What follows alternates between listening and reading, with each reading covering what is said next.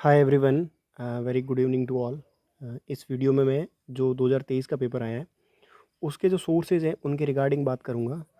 और एक जो आपको लर्निंग यहाँ से लेनी है वो ये है कि अगर आप 7-8 सोर्सेज जो बेसिक सोर्सेज है उनको अगर अच्छे से पढ़ के जाते हो विथ आर लॉजिक, जितना भी मैंने लॉजिक की बात करी थी पीटी से पहले कि ये सारा कुछ एग्ज़ाम में जाके लगाना है, beat data, beat extreme statement, beat sum, जो सम वाले क्वेश्चन हैं वो 2 क्वेश्चन आपके फोकट के निकल जाते हैं। ठीक है, उन क्वेश्चन को देखना ही नहीं है। फिर कुछ लॉजिकल गैसेस लगाओ, कहीं स्वैपिंग होगी। बस उन्होंने इस बार क्या एक फंडामेंटल चेंज क्या किया, दैट इज़ ऑप्शन। उन्होंने ऑप्शन मेकिंग में थोड़ा चेंज कर दिया, बट अगर उसमें भी अगर आप थोड़ा सा लॉजिकल गैसिंग लगाते ना तो तुम्हारा लगभग आराम से मतलब 90 से 100 नंबर आ जाते हैं। और इस बार 80 में लोगों के, मतलब मेरे कुछ फ्रेंड्स हैं जनरल से, एंड उनके लगभग अराउंड 80 तक मार्क्स आ रहे थे और फाइनली में उनका हो गया क्योंकि उनका सी सेट हो रहा था। ठीक है, तो सी सेट के हम कभी किसी और वीडियो में डिस्कशन करेंगे। अगर तुम्हें सी सेट के सोर्सेज जानने हैं तो मेरा एक और वीडियो पड़ा है यूट्यूब पे, चैनल पे ही है, वो देख लेना, उसमें तुम्हें सोर्सेज क्लैरिफाई हो जाएंगे। लास्ट वाले वीडियो में मैंने लास्ट वाले में यही डिस्कस किया था कि सी सेट को प्रिपेयर कैसे करना है। एनसीईआरटीज़ की पीडीएफ भी डाली थी। इस वीडियो में मैं कंप्लीटली जो जीएस का पोर्शन है उसको डिस्कस करूँगा। और एक चीज़ अभी से ध्यान से रख लो, जिन लोगों का पीटी नहीं हो रहा है ना, देयर इज़ समथिंग जिस चीज़ को आप लेक कर रहे हो। और मुझे पर्सनली क्या लगता है अभी तक के एक्सपीरियंस से कि तुम क्या लेक कर रहे हो, तुम मार्केट का एक होता है ना कि हाँ, जो मार्केट में जो नरेटिव चल रहा है ना, हम उसका पार्ट होते हैं। We are the child of the narrative. अगर तुम, जैसे मैंने पिछले वीडियो में भी बात करी थी कि कैसे वो डेमोक्रेसी खतरे में है वाला नैरेटिव चल रहा है। ठीक है, फिर देखना कि इंडिया के बारे में एक नैरेटिव चल रहा है कि इंडिया बहुत गरीब है। ठीक है, मतलब ये बहुत वेस्टर्न कंट्रीज़ के अपने अपने वो एक नैरेटिव सेटअप है। तो इस कोचिंग इंडस्ट्री का भी एक नैरेटिव सेटअप है कि यार बहुत टफ क्वेश्चन बना लिए। एक किसी पर्सन ने कमेंट किया था, आई थिंक ग्रुप पे कमेंट है, आप देखना। दैट पर्सन सेड कि डोंट ग्लोरीफाई यूपीएससी, ऐसा कुछ करके था कि क्वेश्चन पेपर बहुत टफ था ये वो। मैं मानता हूँ टफ था, राइट। अगर तुम कल को सर्विस में जाओगे ना तो सर्विस में तुम्हारे सामने इतनी प्रॉब्लम होगी, हर दूसरा बंदा, दूसरा नहीं, हर बंदा मुझे लग रहा है बहुत, मतलब अभी तुम चले जाओ, मतलब मैंने अभी डीएल बनवाया था तो उसके उन्होंने 3500 रुपये लिए थे। मतलब आप सोचो कि बेसिक चार्जेस उसके 1500 रुपये लगते हैं हार्डली, वो भी जो उनके, जो भी उनका फ़ीस वगैरह होती है वो। तो ये जो करप्शन वाला एस्पेक्ट है वो हर जगह है, हर जगह हॉरिबल कंडीशंस है। But you have to do something, innovation. जैसे तुम एग्जांपल्स डालते हो GS4 में कि उसने ये कर दिया, उस सिविल सर्वेंट ने ये किया है, उन्होंने वो किया, XYZ जो भी है, तो उन्होंने आउट ऑफ द बॉक्स जाके किया है। मतलब ऐसे नहीं कि सिस्टम में जाके अरे ये तो बहुत हॉरिबल है, इसको चेंज नहीं कर सकते तो कुछ नहीं हो सकता, फिर तुम्हारा कुछ होगा ही नहीं, right. You have to find out ways. बहुत डिफिकल्ट है। इलॉन मस्क को नहीं पता था कि वो एक बंदा प्राइवेट अपना स्पेस एक्स कंपनी बना देगा, मतलब प्राइवेट कंपनी जो स्पेस में अपने सैटेलाइट लॉन्च करेगी। तुम सोचो, दैट वाज इम्पॉसिबल। मतलब जनरली हमारा एक नैरेटिव होता है ना कि ये कोई रॉकेट साइंस छोड़ना है जो मतलब इतना टफ है। हम लोग रॉकेट साइंस को बहुत टफ नैरेटिव में सेट करते हैं, but that person has change the history. That person has change the, वो जो एक नोशन होता है ना कि आई एम पॉसिबल, ऐसा कुछ है एक, आई एम पॉसिबल करके, इम्पॉसिबल का। सो मेरा एक ही पॉइंट है, जितना भी मेरे को पर्सनल एक्सपीरियंस हुआ है, कि तुम्हारा अगर लॉजिक, एक तो बेसिक फंडामेंटल नॉलेज चाहिए आपको, उसके बियॉन्ड तुम्हें स्किल्स चाहिए। जैसे ये मैं डिस्कस करूँगा, जैसे मैं एक एग्जांपल दे रहा हूँ। इस बार अभी मैंने आरएस का पेपर दिया था, ऑल दो तैयारी मतलब बिल्कुल नहीं की थी, बट एक क्वेश्चन आया था कि आप देखना, मतलब ऐसा कुछ नाम था, नरपत लाल लोढ़ा करके। ठीक है, नरपत लाल लोढ़ा करके एक क्वेश्चन था, एंड उसमें 4 ऑप्शन थे। ठीक है, कि ये जो कमेटी बनी थी ये किसके रिगार्डिंग कमेटी बनी है। ठीक है, उन्होंने क्या बोला कि ये ह्यूमन राइट उसके रिगार्डिंग है, ये पंचायती राज के रिगार्डिंग है। एक और कोई ऑप्शन था जो भी इतना रिलेवेंट नहीं था, अभी मेरे को एग्जैक्टली याद नहीं आ रहा। एक ऑप्शन था लोकायुक्त। ठीक है, और ये था नरपत लाल लोढ़ा कमेटी, उन्होंने मेंशन किया था 2014 में। जब स्टेट में कमेटी कब बनती है, अब सोचो थोड़ा सा इस पे, मतलब एक उसके डायरेक्शन में जाके सोचो कि जब सेंटर में लॉ आता है ना, हमेशा सेंटर में, जैसे FRBM आया था 2003 में, तो इन्होंने RAS वालों ने पूछा कि स्टेट में कब आया, तो थोड़ा सा आप लॉजिकल गैस लगाओ कि स्टेट हमेशा थोड़ा सा लेट करता है। तो उसमें क्या ऑप्शन थे, 4 ऑप्शन थे। एक तुम्हारा 2001 था, एक 3 था, एक 5 था और एक 7 था। अब ये 4 ऑप्शन थे और तुम्हारा ये कमेटी था, ये था अपना FRBM act. What I did was, ये दोनों सीधे हट गए, कि स्टेट हमेशा साथ में नहीं लाएगा और पहले नहीं आएगा। ये थोड़ा सा लंबा है, तुम 5 पे जाओ और 5 सही है, ठीक है। ये जो लॉजिकल स्किल्स है ना वो आपको बिल्टअप करनी पड़ेगी, ठीक है। स्पून फीडिंग कोई नहीं करवाएगा, तुम मतलब एसएससी वगैरह की तैयारी नहीं कर रहे हो कि तुम्हें हर चीज़ स्पून फीडिंग में जाए। तुम लॉजिक अपने जो जो लॉजिकल गैसिंग वाला एस्पेक्ट है ना उसको शार्पन करो, ठीक है। Got that. तो ये वाली जो कमेटी थी, अब व्हाट आई डिड वाज कि मुझे लगा कि इसमें एक एक्सटेंड तक हम लोग मतलब कितना भी फैक्चुअल क्वेश्चन हो उसमें लॉजिक लगा सकते हैं कहीं ना कहीं। अब ह्यूमन राइट का कमीशन का क्वेश्चन जनरली मतलब पहले से ही उन्होंने फर्स्ट सेकंड क्वेश्चन पूछ लिया था कि स्टेट ह्यूमन राइट कमीशन के क्या क्या फीचर्स है, ऐसा कुछ क्वेश्चन पूछा था। तो आई थॉट कि ह्यूमन राइट पे जनरली कमिटीज़ नहीं बनती इंडिया में। तुमने मतलब बहुत कम बनती है, ऐसा नहीं है कि ह्यूमन राइट्स को लेके वो है मतलब कोई टैबू वैबू वो वाला एस्पेक्ट नहीं बात कर रहा हूँ मैं। जनरली हम लोग कम कमेटी सुनते हैं। और ऊपर से उनका एक और क्वेश्चन था कि स्टेट ह्यूमन राइट कमीशन, और सिलेबस में भी मेंशन्ड है, वो मैंने बाद में देखा था कि state human right commission mention है सिलेबस में। That's why they had asked that particular question. तो मैंने इसको हटा दिया कि ह्यूमन राइट की प्रोबेबिलिटी बहुत कम होगी। पीआरआई का हटा दिया क्योंकि पीआरआई की अगर कमेटी बनी होती तो हमको लगभग पता होती, मतलब किसी स्टेट्स में भी बनती होती ना तब भी हम लोग कहीं ना कहीं देख सकते, मतलब कहीं ना कहीं आ जाता मतलब उस एस्पेक्ट में। दूसरा 2014 में ऐसा कुछ पीआरआई में होना थोड़ा सा डिफिकल्ट है, गेटिंग दैट। फिर एक ऑप्शन था लोकायुक्त। अब तुम्हें पता है कि सेंटर में लोकपाल वाला आया था 13-14 में, इसी टाइम आया था 13 में ही मान लो, ठीक है 13 में आया था अन्ना हजारे वाला जो मूवमेंट था उसके बाद में। तो तुम थोड़ा सा गैस लगाओ कि स्टेट में उसकी जो भी उसकी कंडीशनिंग वगैरह है, मतलब क्या कंडीशन होगी, क्या एडमिनिस्ट्रेशन वगैरह जो भी है, उसको कुछ उन्होंने सोचने के लिए रिगार्डिंग या फिर उसके कुछ रिकमेंडेशन के लिए उन्होंने एक कमेटी बनाई हो सकती है, गेटिंग दैट। तो इसके बेसिस पे I tick mark this particular option कि यार लोकायुक्त हो सकता है। उस टाइम भी था, 2014 भी था। अब ये डोंट नो नरपत लाल लोढ़ा कौन है, बट उनको हटा के लोकायुक्त डाला और लोकायुक्त सही था, ठीक है। आई होप आपको ये चीज़ समझ आई होगी कि लॉजिक अभी से बिल्टअप करो ये चीज़ें, ठीक है। ये चीज़ें आपको फोकट के मार्क्स देगी विदाउट रीडिंग। आएगी कब? जब तुम थोड़ा सा इंटेलेक्चुअल गैस करोगे, 10 में से 7 क्वेश्चन तुम्हारे आराम से निकल जाएंगे, ठीक है। तो ये तो हो गया पहले फिलोसफिकल नॉलेज। अब आते लेटेस्ट उस पर, ठीक है। जो 2023 वाला प्रीलिम्स है उसके बेसिस पे मैंने ये सारे सोर्सेज बनाए और इवन पहले के भी, ठीक है। सबसे पहले NCERTs are the key foundation, ठीक है। इस बार अराउंड 40 क्वेश्चन तुम्हारे एनसीईआरटी से निकल जाएंगे। Don't underestimate this NCERT, मतलब वो होता है ना कि don't don't underestimate the power of common man. तो this is the common man in the UPSC, ठीक है। हिस्ट्री की आपको थीम 1, थीम 2, थीम 3 पढ़नी है, और जो वो है सतीश चंद्र और आर एस शर्मा की है, ठीक है। उन दोनों को अच्छे से पढ़ना है, लाइन टू लाइन पढ़ना है, ठीक है। उसमें जो भी प्लेसेस इन वो है मतलब हिस्टोरिकल प्लेसेस जो भी थे मतलब इंपॉर्टेंट थे उन सबको देखना है, पोर्ट्स को देखना है, कैपिटल्स को देखना है। जैसे धन्य कटका वाला पूछा है वो मैंने डाला है कहाँ से आया है, ठीक है। तो पॉइंट इज़ दैट कि आपको 5 एनसीईआरटी है, 5 की 5 अच्छे से पढ़नी है, ठीक है। हिस्ट्री के लिए सब्सटेंशिएट करने के लिए लूसेंट है, मैं ग्रुप में उसका पीडीएफ डाल दूंगा। Lucent you have to read. ये इतने सोर्सेज अगर आपने हिस्ट्री के कर लिए ना तो 20 में से आप आपके आराम से 17 क्वेश्चन निकल जाएंगे, ठीक है। इसको आपने बाद में रियलाइज़ करोगे। इवन मैं मतलब आई थिंक लास्ट ईयर के मैंने वीडियोस बनाए थे उसमें मैंने ल्यूसेंट के स्पेसिफिकली जो कहाँ से क्वेश्चन उठे हैं वहाँ से भी डाले। मेरा ये पॉइंट है ना कि क्वेश्चन भले से कहीं से उठे, अगर तुम इन 5-6 सोर्सेज को अगर हिस्ट्री के पढ़ लिए ना, देखो पढ़ना तो पड़ेगा, ये नहीं है कि नहीं पढ़ सकते, मतलब वो पॉइंट नहीं है कि तुम छोड़ सकते हो, ठीक है। तो हिस्ट्री के 5 चीज़ें पढ़नी है, हिस्ट्री के 3, थीम 1, थीम 2, थीम 3, एंड उसके बाद तुम्हारा old and new NCERT, old NCERT जो तमिलनाडु वाली है, R S Sharma and Satish Chandra की है। अगर पीडीएफ नहीं है तो मैं ग्रुप पे पीडीएफ डाल दूंगा उनकी, ठीक है। First thing 5 NCERT plus Lucent. उसके बाद अगर तुम्हारे पास टाइम मिले तो तुम जाओ उसमें 9th 8th उस वाली एनसीईआरटी में, 10th से स्टार्ट करो, 10th 8th वर्ल्ड हिस्ट्री की छोड़ देना।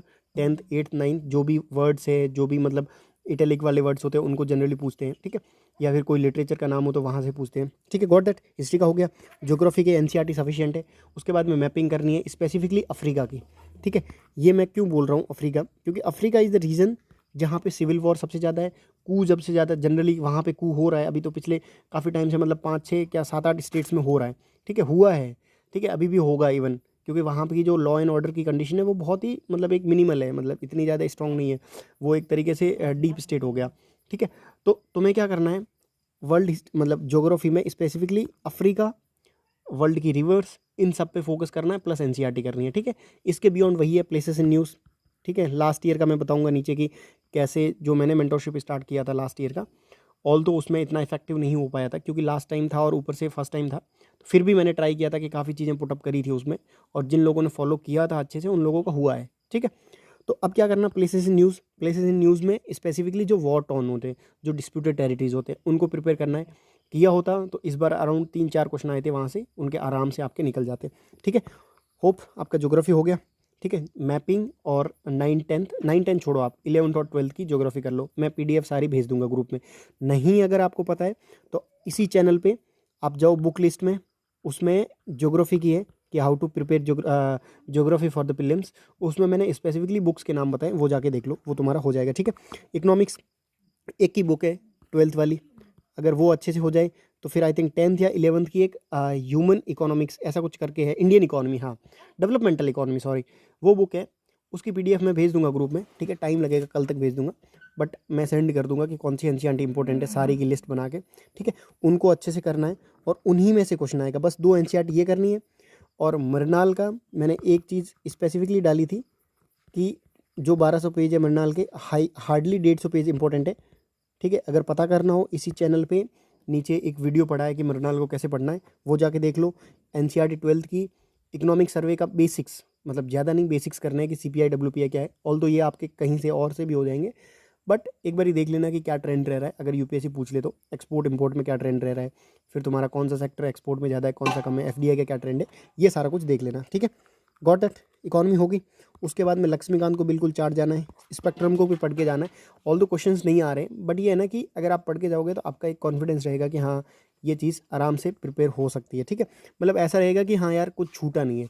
ठीक है, ये हो गया। इसके साथ एक और बुक जो ऐड करनी मैं भूल गया, ल्यूसेंट। ल्यूसेंट में भी आपको बस 50 पेज पढ़ने। सोचो 50 पेज आपको कम से कम 10 मार्क्स दे सकते हैं। देंगे कैसे? अभी जाके अगर एक एक्सरसाइज करोगे, जितने भी हिस्ट्री के क्वेश्चन आए ना, आप लूसेंट से मिलाओ, आपको ऑलमोस्ट क्वेश्चन निकल जाएंगे। ठीक है, गॉट दैट। ये हो गया बेसिक सोर्स। उसके बाद में आपको पढ़नी down to earth. Down to earth क्यों बोल रहा हूँ मैं? जो इन्वायरमेंट के लिए सबसे बेस्ट जो सोर्सेस है ना मार्केट में, क्योंकि यूपीएससी कभी जनरली बुक्स जाके नहीं पढ़ती है, मतलब बुक्स से कोई वो क्वेश्चन नहीं उठाती है, वो जनरली आइदर न्यूज़पेपर से। ठीक है, प्लस जो इनकी स्पेसिफिक मैगजीन आती है, जैसे डीटी है इन्वायरमेंट के लिए, मैं नीचे डाले हुए मैंने डीटी के कॉलम्स कि कहाँ कहाँ से क्वेश्चन तुम्हारे आराम से हो सकते हैं डीटी से। ठीक है, इसके इवन अभी मैं सोच रहा हूँ उस पर कि एक मेंटरशिप प्रोग्राम इस बार मैं होलिस्टिकली स्टार्ट करूँगा। जिन लोगों का पीटी नहीं हो रहा है, आई विल ट्राई कि तुम्हें एक एक नया पर्सपेक्टिव अभी से मिलना स्टार्ट हो जाए, ताकि जब आप 3 महीने के लिए प्रिपरेशन स्टार्ट कर रहे हो ना, लास्ट 3-4 जो भी आपके महीने से, उसमें आप बिल्कुल डायरेक्टेड होकर फोकस्ड होकर इन्हीं सोर्सेज पे फोकस करो, ताकि तुम्हारा एक इजीली निकल जाए प्री। ठीक है, तुम्हें मैं अपने जो मेंटरशिप वाले ग्रुप में जो भी लोग थे, उनको मैंने डीटीई का जो एक भेजा था, आई थिंक 1.5 या 2 साल का कंपाइल करके, उसमें ये चीज़ें थी कि कम्युनिटी रिजर्व क्या होता है। ठीक है, तुम्हारा वो था नाइजर सीड्स वाला, वो क्वेश्चन यहीं से डाउन टू अर्थ का मैंने ग्रुप में डाला था। जो भी लोग थे मेंटरशिप वाले, दे विल नो कि हाँ एग्जैक्टली ये चीज़ें थी। ठीक है, उसके बाद में आपको योजना पढ़नी है अराउंड 1.5 ईयर्स की, पहले की। योजना में क्या होता है, जैसे क्वेश्चन आया था एक बायोरॉक वाला लास्ट ईयर, ठीक है, योजना में मिल जाता आपको तुम्हें। ठीक है, मियावाकी वाला आया, ये चीज़ें योजना में मिल जाती। ठीक है, वाई एम टेलिंग दिस कि न्यूज़पेपर डेली पढ़ना बहुत मुश्किल होता है यार, हर कोई बंदा नहीं पढ़ सकता डेली। इवन मतलब मेरे को प्री और मेंस के बीच में भी न्यूज़पेपर मैंने कैसे किया है, 3-4 दिन बैठ के मैं लगभग 25 दिन का 20 दिन का न्यूज़पेपर निपटाता था एक दिन बैठ के, फटाफट से, कि कोई अगर इंपॉर्टेंट आर्टिकल हो या उसमें कुछ इंपॉर्टेंट डेटा हो उसको ले लेता था। और जो इंपॉर्टेंट आर्टिकल्स थे, जैसे ये आदित्य एल1 वगैरह इनके रिगार्डिंग आ रहे थे, तो उनको पढ़ लिए कि कुछ एक अच्छा कोई पर्सपेक्टिव मिल जाए। बाकी न्यूज़पेपर नहीं होता है, इनको अच्छे से करना है। और इन केस मैं सोच रहा हूँ उस पर कि वही मेंटरशिप स्टार्ट करने का, तो मैं इनके नोट्स प्रोवाइड कर दूंगा डाउन टू अर्थ और योजना के कंसाइज करके कि क्या चीज़ें आ सकती है। ठीक है, हो गया ये चीज़। उसके बाद में ठीक है, इतना हो गया। उसके बाद में न्यूज़पेपर कहाँ से पढ़ना है, अगर आपके पास टाइम परमिट करता है तो। ठीक है, आप क्या करो, जितना मैंने अभी तक देखा है ना, जैन से लेके मई तक एटलीस्ट ये कर दो। क्योंकि मोस्ट ऑफ द पेपर जो बनता है ना जनरली, देखो दिसंबर से पहले पीटी का पेपर कोई नहीं बनाएगा। पीटी का पेपर जनरली बनाएगा इसी टाइम, जब ये तुम्हारा जैन फेब मार्च इसी टाइम में। तो एटलीस्ट हिंदू, अगर आपका इंडियन एक्सप्रेस का मन हो तो मैं हिंदू को तो रिकमेंड करूँगा, वो पढ़ो आप इस टाइम का, क्योंकि तुम्हें बहुत सारी चीज़ें मिलेगी, नई चीज़ें मिलेगी। अगर कोई बॉडी न्यूज़ में तो उसको देखो, जैसे बीटा वाला क्वेश्चन था इस बार कि शेयर मार्केट में उसका क्या क्या बीटा किसको बोलते हैं, वो इजीली क्वेश्चन आपका, अगर आपने 2-3 बार बेसिक्स अभी भी पढ़ लो, 10-15 दिन में तुम्हें कहीं बीटा और अल्फ़ा मिल जाएंगे। ठीक है, गॉट दैट, हो गया। न्यूज़पेपर कब स्टार्ट करना है? जैन के बाद में। अगर तुम प्री स्पेसिफिक हो तो मैं प्री की ही बात करूंगा, अभी मैं इसकी बात नहीं कर रहा हूँ। ठीक है, जैन से लेके मई तक, गॉट दैट। ठीक है, ये हो गया। अब आता सबसे इंपॉर्टेंट पीवाईक्यू। पीवाईक्यू क्यों इंपॉर्टेंट है? इस पेपर में अराउंड 15 to 20 क्वेश्चन तुम्हारे PYQ से आराम से निकल सकते हैं। निकलेंगे कैसे वो धीरे धीरे हम डिस्कस करेंगे। दूसरी चीज़, पिछली बार भी मैंने स्पष्टली बोला था लोगों को कि यार तुम स्पून फीडिंग वाले उस जोन में मत रहो। तुम ये मत सोचो कि किसी का PYQ कंपाइल में डॉक्यूमेंट लाके उसको रट के पढ़ लूँगा, नहीं यार। They want your applied knowledge, application based knowledge चाहते हैं। ये नहीं चाहते हैं कि भाई हाँ दिल्ली इंडिया की राजधानी क्या है, ठीक है। दे वांट कि वो तुम्हें घुमा फिरा के कुछ भी पूछेंगे। तो तुम्हें अप्लाइड वाला नॉलेज चाहिए, और अप्लाइड नॉलेज के लिए PYQ को खुद से रिसर्च करना पड़ेगा। करना कैसे, वो हम लोग जब मेंटरशिप स्टार्ट होगी तो उसमें हॉलिस्टिकली डिस्कस करेंगे कि कैसे करना है। एंड आई रियली वांट कि तुम खुद करो, ठीक है। कोई भी करके दे देगा, और इवन मार्केट में बहुत सारे सोर्सेज पड़े हैं जिन्होंने PYQ कंपाइल करके दिए, but they are not holistic, ठीक है। जितना खुद से करोगे तुम्हारा खुद से ही पता चल जाएगा। सी अल्टीमेटली तुम्हारी जर्नी तुम्हें खुद को वो करनी पड़ेगी। तुम्हें एक डायरेक्शन मिल गई कि PYQ का ये रूल है। PYQ एटलीस्ट 13 से लेके 22 तक, 23 तक सॉरी, इनको तो अच्छे से करो, ठीक है। इनका डायरेक्शन जो भी होगा वो हम आगे वाले कोई वीडियोस में डिस्कस कर लेंगे। फिर CAPF, NDA और CDS का लेटेस्ट जो 2 साल के लेटेस्ट है उनको कर लेना। NDA और CAPF के पिछले 5-6 साल के करो। क्या रिलेवेंस है अगर CAPF और इनकी, तो इसी चैनल पे वीडियोस पड़े हैं, आप जाके उनको देखो, पूरी प्लेलिस्ट देखो, तुम्हें समझ आ जाएगा कि CAPF के पेपर की क्या रिलेवेंस है। जैसे CDS में लास्ट ईयर उन्होंने वैक्सीन पूछा था, और UPSC में भी वैक्सीन पूछा है, ठीक है। इस बार CDS में कुछ क्वेश्चन थे जो इस बार रिपीटेड हुए यहाँ पे, ठीक है। CAPF के एक बैलिस्टिक मिसाइल और क्रूज मिसाइल वाला क्वेश्चन था, वो 2022 वाले CAPF में था, और इस बार उन्होंने अग्नि 5 और बैलिस्टिक मिसाइल वाला यहाँ पे पूछा है, ठीक है। अब ये सारी एक्सरसाइज खुद से करनी है। I am just telling sources, ठीक है। ये हो गया जियो साइंटिस्ट का पेपर, लेटेस्ट वन वाला, 1-2 साल का देख लेना। जियो साइंटिस्ट और CDS का 1-2 साल का, ठीक है। जो मेंटरशिप हम लोग स्टार्ट करेंगे इस बार, उसमें मैं इन सब पेपर्स का डिस्कशन करूँगा। CAPF के 5-6 साल का पेपर का, NDA के 5-6 साल पेपर का, CDS के 5-6 साल पेपर का, और जियो साइंटिस्ट के जो लेटेस्ट 2-3 साल के पेपर हैं उनको डिस्कस करेंगे, और उनसे जो भी इंपॉर्टेंट चीज़ें हैं वो निकालेंगे। Plus IES Indian economic service का प्री, उसमें स्पेसिफिकली इकोनॉमिक्स के आपको चीज़ें काफ़ी अच्छी मिल जाएगी, तो वहाँ से प्रिपेयर करना, ठीक है। आई होप आपको ये चीज़ें समझ आई है कि क्या क्या हुआ है। ये थोड़ा सा वीडियो लंबा हो सकता है बिकॉज कुछ चीज़ों को टाइम लगता है, राइट। मतलब एक अगर आज किसी आप एक पेड़ को अगर लगाओगे ना, एक बीज लगाओगे, तो 1 साल बाद 2 साल बाद उसकी ग्रोथ स्टार्ट होगी, मतलब अच्छी, गेटिंग दैट ना। तो वीडियो का टाइम लंबा हो सकता है क्योंकि कुछ चीज़ें होती है जो एक एक टाइम के बाद समझ आती है, मतलब उनको टाइम चाहिए होता है। तो मैं 10-20 मिनट में सोर्सेज बता के वीडियो ख़त्म नहीं कर सकता, इसलिए आई एम टेकिंग टाइम, ताकि आपको चीज़ें एग्जैक्टली समझ में आए। ये नहीं कि जो जनरली हो रहा है कि हाँ भाई ये सोर्सेज पढ़ लो, आपको सोर्सेज का रीज़न भी पता होना चाहिए, प्लस सोर्सेज के कितने क्वेश्चन आ रहे हैं वो भी पता होना चाहिए, ठीक है। ये हो गया। उसके बाद में 70 थीम्स वाला, आई होप अगर आप मेरे सब्सक्राइबर हो तो आपको पता है कि क्या क्या चीज़ें पढ़नी है, 70 टॉपिक्स कौन कौन से हैं, ठीक है। स्टिल मैं इसकी लिस्ट बना के अपने चैनल पे डाल दूंगा। उसके बाद क्या करना है, मेंस के टॉपिक क्या है। जैसे इस बार SSG का क्वेश्चन आया, ठीक है, वो मेंस से आया, मेंस मतलब वहाँ पे मेंशन है। इस बार हेल्थ का एक क्वेश्चन आया था कि बजटरी एलोकेशन वगैरह क्या है, वो तुम्हारा मेंस का टॉपिक है, ठीक है। पोर्ट्स वाला क्वेश्चन आया, तुम्हारा मेंस का टॉपिक है। तुम्हारा इंफ्रास्ट्रक्चर वाला, रोड इंफ्रास्ट्रक्चर का क्वेश्चन आया था, कुछ था ट्राइलेटरल हाईवे वाला कुछ था, मेंस का टॉपिक है, ठीक है। बेसिक स्ट्रक्चर का क्वेश्चन आता है, मेंस का टॉपिक है। अमेंडमेंट है, मेंस का टॉपिक है।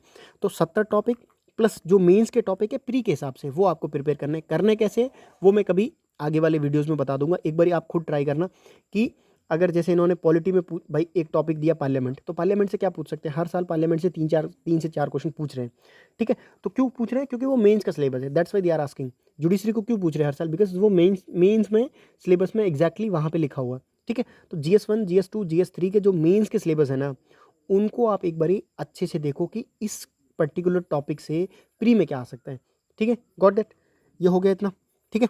फिर मैंने वही बात करी कि लॉजिकल स्किल्स वाली, मैंने RS वाला एग्जांपल दे दिया आपको ऑलरेडी कि कैसे कैसे क्वेश्चन सॉल्व हो सकते हैं, इजी क्वेश्चन है। अब आता हूँ मैं पूरा पेपर डिस्कशन करने 1 से लेकर 100 क्वेश्चन तक, कि कहाँ से क्वेश्चन उठाए, कोई क्वेश्चन रैंडम था उसको भी डिस्कस किया है, या कोई क्वेश्चन नहीं प्रिपेयर हो सकता उसको भी किया है, और कौन सा क्वेश्चन लॉजिक से होगा और कौन सा सिलेबस से होगा। गॉट दैट, ठीक है। ये क्वेश्चन अपना वेटलैंड का है।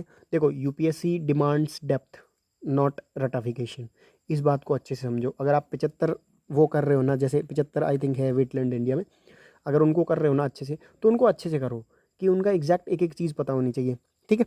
ये तुम्हारा NCERT से हो जाता है। फर्स्ट ये है, फर्स्ट लाइन है। Second line Kolleru lake UPSC का PYQ है, ठीक है। और थर्ड वन तुम्हारा लेटेस्ट ही अभी कंवर लेक को वो बनाया, वेटलैंड बनाया, आई थिंक 2021 या 22 में बनाया, ठीक है। ईजी क्वेश्चन है, इस टाइप के question you can't afford to lose marks on these questions, got that, ठीक है। पहली लाइन एनसीईआरटी से, दूसरी लाइन तुम्हारे पीवाईक्यू से, and third line is from जो लेटेस्ट वेटलैंड ऐड किए गए थे उनसे। एक और चीज़ मेरे को कन्वे करनी है इस पर्टिकुलर टॉपिक से, ये करनी है कि यूपीएससी इस बार क्वेश्चन में क्या किया है। जैसे जनरली क्या होता है, वो लोग अभी तक क्या कर रहे थे, एक कंसेप्ट पूछ रहे थे, ठीक है, सिंगल कंसेप्ट। जैसे उनको जॉइंट सेटिंग पूछना है तो वो जॉइंट सेटिंग ही पूछेंगे। इस बार उन्होंने क्या किया, एक क्वेश्चन में उन्होंने जॉइंट सेटिंग दे दिया, ठीक है, दूसरे क्वेश्चन में उन्होंने मान लो कि नो कॉन्फिडेंस मोशन दे दिया। ये इस बार ये कर रहे हैं, मतलब मल्टीपल कंसेप्ट एक क्वेश्चन में पूछ रहे हैं, ठीक है। मतलब ये एक हाईएस्ट लेवल का वो हो गया कि हाईएस्ट लेवल का मतलब होता है ना एक बंदे से निकलने का क्वेश्चन। जैसे तुम वो देखना, एक हाईवे वाला क्वेश्चन है, जब आएगा तो मैं बताऊंगा। उन्होंने एक क्वेश्चन बेसिक का पूछा है कि जो ईस्ट टू वेस्ट कॉरिडोर है वो किसको जोड़ रहा है। दूसरा क्वेश्चन पूछा है जो करंट में चल रहा है उससे, गेटिंग दैट। तो वो स्टैटिक और करंट को लिंक भी कर रहे हैं, साथ साथ में मल्टीपल कंसेप्ट पूछ रहे हैं, ठीक है। ये क्वेश्चन सबसे ईजी है, इस क्वेश्चन में बिल्कुल कतई गलत नहीं होना चाहिए, ठीक है। एनसीईआरटी का है, यहाँ पे आप देख सकते हो।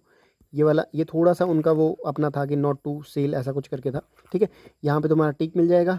और दूसरा उन्होंने क्या पूछा है, महुआ पूछा है, ठीक है, महुआ तुम्हारा यहाँ मिल जाएगा।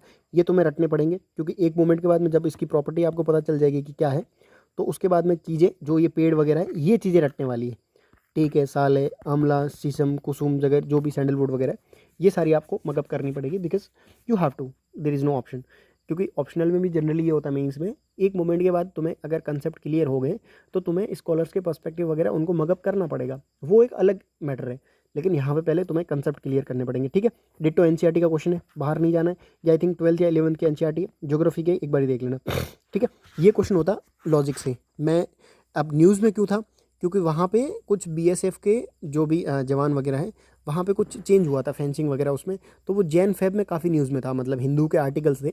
बट ये जो क्वेश्चन पूछा है ना, ये डायरेक्टली नहीं पूछा था वहाँ पे डायरेक्टली मेंशन नहीं था। बट कच्छ का जो रन है वो बहुत न्यूज़ में था, मतलब इस पर्टिकुलर एस्पेक्ट को लेके, क्योंकि वहाँ का जो बॉर्डर एरिया है वो बहुत दलदली है, ठीक है, तो मार्शेज वाला है। तो उसमें क्या हो रहा है कि स्कॉर्पियन, ये अपना स्नेक्स वगैरह वहाँ पे बहुत है, और उनको नंगे पाँव मतलब वो करना पड़ रहा है, सर्विलियंस करनी पड़ रही है। तो कुछ वहाँ पे फेंसिंग वगैरह इंफ्रास्ट्रक्चर बिल्टअप हो रहा था, तभी उन्होंने माइट भी, देखो मैं एक अपना एक एक्सपीरियंस बता रहा हूँ कि वहाँ पे उससे लिंक हो के उन्होंने क्वेश्चन पूछा हो सकता है, ठीक है, गॉट दैट। लॉजिक से कैसे होता, इन्होंने बोला प्रेजेंट डे एक्सटेंसिव मार्शलैंड। तुम अगर ये सॉरी ये पढ़ोगे ना अपना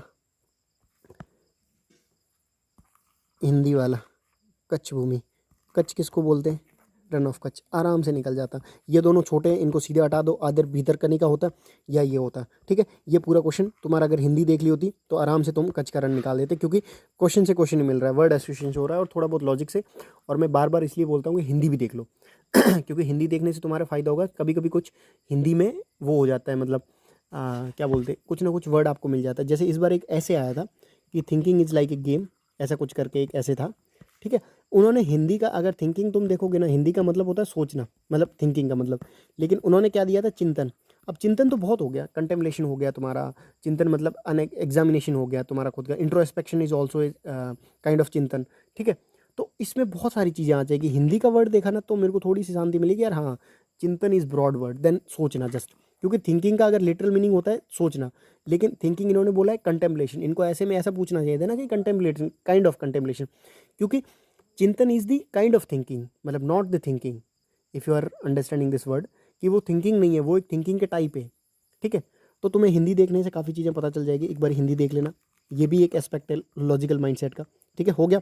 उसके बाद में अफ्रीका का इतनी बार, मतलब पीटी से पहले मेंटरशिप वाले में भी मैंने डाला था कि यार अफ्रीका का मैप एक बार अच्छे से करके चले जाओ, क्योंकि अफ्रीका विल बी लाइक, मतलब वो है एक इसका पर्सपेक्टिव है कि this one is the last continent जहाँ पे तुम मतलब वो कर सकते हो, एक्सप्लोर वगैरह कर सकते हो, उसके बाद में कोई नहीं है, last continent of hope and resources, ऐसा कुछ था।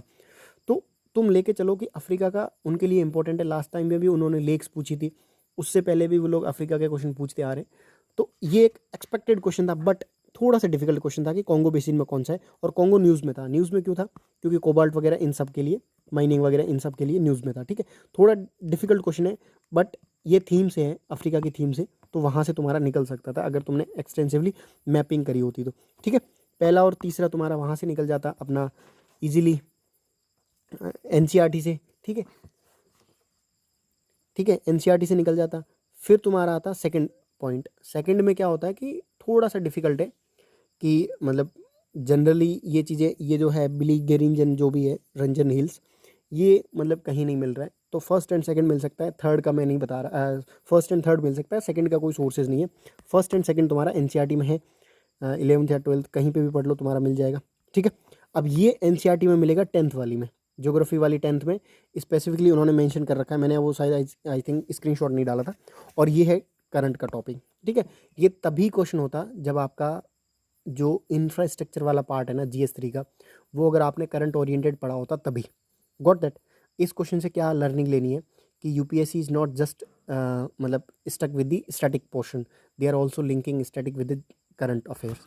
करंट अफेयर्स में क्या है, एक क्वेश्चन इन्होंने एक एस्पेक्ट पूछ लिया स्टैटिक का, ये तुम्हारा आराम से निकल जाता, मतलब ये गलत दिया इन्होंने, ठीक है। फिर यहाँ पे आओ सेकंड एंड थर्ड में, ठीक है, ये करंट के टॉपिक से। और मेंस का टॉपिक है इंफ्रास्ट्रक्चर, जिसमें तुम्हारा रोड इंफ्रास्ट्रक्चर यहाँ पे आ जाता, ठीक है। अब क्या करना है, मेंस वाले जितने भी टॉपिक है ना, जिनसे मतलब इसका क्वेश्चन बन सकता हो, वो प्रिपेयर करो। जिनसे प्री का क्वेश्चन बन सकता है उनको अच्छे से प्रिपेयर करना है। ये मैं एक सेपरेट वीडियो डाल दूंगा कि मेंस के टॉपिक को प्री के पर्सपेक्टिव से कैसे पढ़ना है, ठीक है। Got that. थोड़ा टफ था, फर्स्ट निकल सकता था स्टेटमेंट, सेकंड थर्ड नहीं निकल सकता था, ठीक है। इजी क्वेश्चन है, डेटा का यूज़ हुआ है। मैंने इतनी बार मतलब बहुत बार बोला है कि यार जहाँ पे भी डेटा है ना, सोचो मच। और this data is extreme one. क्यों एक्सट्रीम वन क्यों है? क्योंकि यार 60% एनरिचमेंट बहुत ज़्यादा है, मतलब हार्डली मेरे को आइडिया आया कि 5 या 10% हो सकता है, ठीक है, लेकिन 60 बहुत ज़्यादा है। गॉट दैट, ठीक है। ये डेटा इजीली हो सकता था। यहाँ पे एक्सट्रीम स्टेटमेंट है, अपना लॉजिक काम आएगा, ठीक है। अराउंड 20 से 25 क्वेश्चन लॉजिक से निकलेंगे, ठीक है। 10 से 15 क्वेश्चन बहुत टफ है, जो अगर तुम्हारा रिस्क अपेटाइट ज़्यादा हो तो तुम रिस्क ले सकते हो, बाकी छोड़ सकते हो, मतलब 90 के आसपास करके आओ। 20-25 तुम्हारे यहाँ से निकल जाएंगे, और 20 क्वेश्चन तक तुम्हारा PYQ से निकल जाएंगे, और 25-30 क्वेश्चन तक आराम से तुम्हारा NCERT निकाल लेगा। मेरा पॉइंट क्या है, 80 क्वेश्चन, 80 to 85 क्वेश्चन तुम्हारे आ रहे होंगे अगर तुमने इन सब सोर्सेज को अच्छे से किया होता है। उसमें से तुम 25 क्वेश्चन गलत कर दो, अगर 60 भी सही कर रहे हो तो यू आर इन, ठीक है। हो गया, ये एक्सट्रीम स्टेटमेंट निकल जाता। आपको पता ही नहीं है ये मरू CPLs कौन होते हैं कौन नहीं होते, ठीक है। फर्स्ट स्टेटमेंट सही है कि नेचुरली नहीं फाउंड हो सकते हैं, दिस इज़ मतलब ओके। जनरली होता है कि वो नेचुरली इंडिया में ना पाए जाते हो, लेकिन सेकंड स्टेटमेंट पूरा एक्सट्रीम है तो आराम से निकल जाता, आपका बन जाता, ठीक है। यहाँ पे बोला है देखो, डेटाबेस आपने देखा होगा कि जो रेड लिस्ट आती है, रेड डेटा बुक वाली, जिसमें जनरली ये क्रिटिकली एंडेंजर्ड ये सारा कुछ निकालता है कौन, IUCN। तब तुम इसमें से निकाल सकते थे कि यार IUCN हो सकता है। ये दोनों छोटे हैं, नैरो है, ठीक है, इन दोनों को पहले ही हटा दो। आया क्वेश्चन यहाँ पे A और B में हो सकता है। और B में अगर जब तुम आओ ना 2 ऑप्शन में, तब तुम थोड़ा दिमाग लगाओ, दिमाग थोड़ा सा बियॉन्ड जाके लगाना पड़ेगा। उसी क्वेश्चन में अगर तुमने दिमाग लगाया तो कुछ नहीं होगा। बियॉन्ड में क्या है, डेटाबेस है, डेटाबेस में सोचो कि यार कौन डेटाबेस निकाल सकता है, डेटाबेस बाकी चीज़ों का स्पीसीज का कौन निकाल रहा है, IUCN निकाल रहा है, गो फॉर इट, और तुम्हारा ये क्वेश्चन सही निकलता, ठीक है। उसके बाद में अब ये क्वेश्चन बहुत टफ था, क्योंकि नॉक्टर्नल जनरली हम लोग नहीं पढ़ के जाते हैं, ठीक है। ये हो गया, ये टफ था। लेकिन ये मैंने एक चीज़ बोली थी, पिछले वाले वीडियोज़ में भी बोली थी, कि जनरली ये एक लास्ट ईयर एक क्वेश्चन आया था, आई थिंक पेंगोलियन और हेजोग करके आया था, कि कौन कौन है जो अपने आप को बचा लेते हैं, ऐसा कुछ करके था। दे प्रोटेक्टेड बाई कुछ ऐसा कुछ था, बॉडी का मैकेनिज्म यूज़ करके अपने आप को प्रोटेक्ट करते, एक क्वेश्चन था। तो मैंने इसमें क्या डाला था कि उसमें उस टाइप के क्वेश्चन में जनरली देखा कि 3 में से 2 होते हैं। तो मैंने इसमें रिस्क लिया था डायरेक्टली, मतलब ऐसे कुछ थे 5-6 क्वेश्चन थे, उनको क्लब अप करके मैंने सब में 2 डाला था कि ओनली 2 सही होगा, ठीक है। उसमें मेरे काफ़ी क्वेश्चन सही हो गए थे, मतलब 5 आई थिंक 7-8 क्वेश्चन होंगे जिसमें 5-6 क्वेश्चन निकल गए थे, ठीक है। तो ये रिस्क लेना पड़ेगा, नहीं भी ले रहे हो तो आप छोड़ सकते हो, बट मेरे हिसाब से रिस्क लो, क्योंकि 60 क्वेश्चन अगर तुम नॉलेज से और PYQ से निकालोगे तो 20-25 क्वेश्चन में तो तुम रिस्क ले सकते हो, ठीक है। ये क्वेश्चन वेरी स्पेसिफिक है। ये तो हमारा ऑप्शनल में वो है वेगल डांस करके, मतलब एक टॉपिक है एनिमल कम्युनिकेशन का, तो वो हो गया था। बाकी क्वेश्चन वेरी स्पेसिफिक है, अगर नहीं पता हो छोड़ सकते हो, ठीक है। उसके बाद में सबसे ईजी क्वेश्चन है, सम का यूज़ हुआ है, कोई सोर्सेज नहीं पढ़ना है, कुछ नहीं देखना है, ठीक है, आराम से हो जाता। ये क्वेश्चन ईजी है क्योंकि इन्होंने पूछा है कि क्या स्टेटमेंट करेक्ट हो सकते हैं, ठीक है। अब ओमनीवायरस जनरली वो चूहे वूहे भी खाती है, मतलब जो मरे हुए एनिमल्स हैं उनको भी खाती है, छोटे छोटे जो कीड़े वगैरह हैं उनको भी।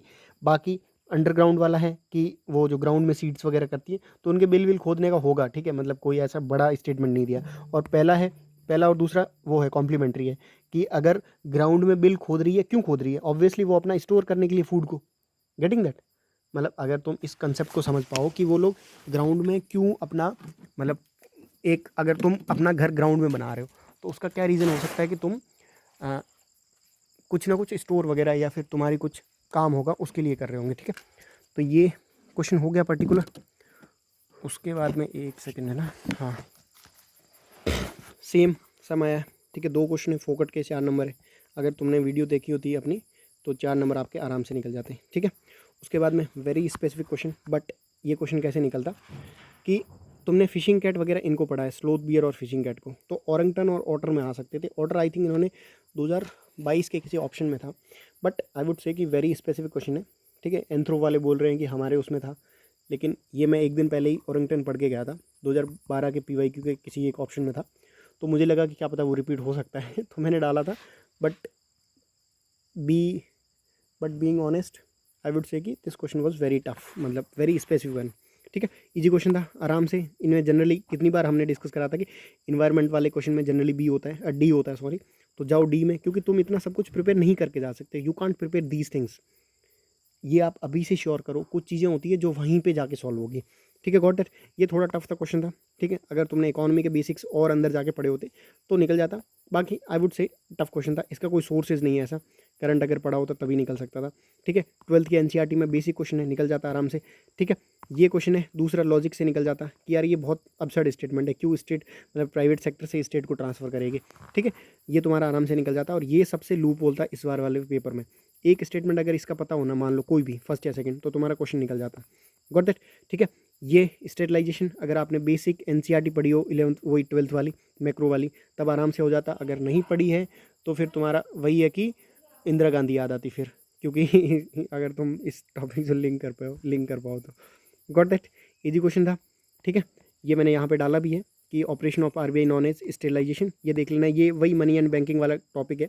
यहाँ पे उन्होंने अच्छे से 2 पेज में एक्सप्लेन किया है कि क्या इसका वो है सिग्निफिकेंस है, और क्या होता है, मतलब क्यों करती है RBI, ठीक है। सबसे इजी क्वेश्चन है, बेसिक NCERT का क्वेश्चन है, आपको कहीं पे भी मिल जाएगा। मैंने इसका सोर्स NCERT में है, अभी मैंने यहाँ पे SS नहीं लगाया है, वो स्क्रीनशॉट नहीं डाला है, बट ईजी क्वेश्चन है, सबसे ईजी क्वेश्चन है। और तुम्हें ये क्वेश्चन नहीं वो करने हैं, मतलब गलत नहीं करने। कैपिटल मार्केट और जो अपना मनी मार्केट है, उसके कौन कौन से इंस्ट्रूमेंट्स है, इतनी बार PYQ में आ चुका है, ये क्वेश्चन आ चुका है, ये क्वेश्चन PYQ में आ चुका है। बॉन्ड मार्केट तो मतलब बहुत ब्रॉड है, आना चाहिए आपको, ठीक है। स्टॉक मार्केट वाला बेसिक NCERT से आराम से निकल जाता, ठीक है। ये मैंने लास्ट वाले वीडियो में समझाया था कि ये क्वेश्चन कैसे बेसिक लॉजिक से निकल जाता, ठीक है। ये हो जाता। फिर तुम्हारा ये है, ये डाउन टू अर्थ के एग्जैक्ट डिट्टो है, देख लो आप यहाँ पे। One of the 14 crops for which centre releases the MSP every year is an unlikely plant called, ये नाइजर अपना सीड्स, ठीक है। ऑयल सीड्स है जो भी, ठीक है। यहाँ पे उन्होंने बोला है कि वो देता है MSP देता है, ठीक है। फर्स्ट क्वेश्चन निकल जाता। ये MSP देता है।